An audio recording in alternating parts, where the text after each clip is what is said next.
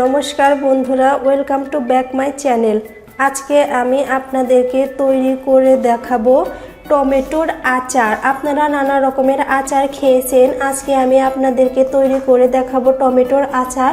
এই আচারটি কিন্তু খেতে খুবই সুস্বাদু। এই আচারটা আপনারা ডাল ভাতের সাথে কিংবা খিচুড়ির সাথে বা পরোটার সাথেও খেতে পারেন। যেভাবেই খান এই আচারটা খেতে কিন্তু খুবই লোভনীয় এবং খুবই সুস্বাদু। আশা করি আমার এই রেসিপিটি আপনাদের ভালো লাগবে।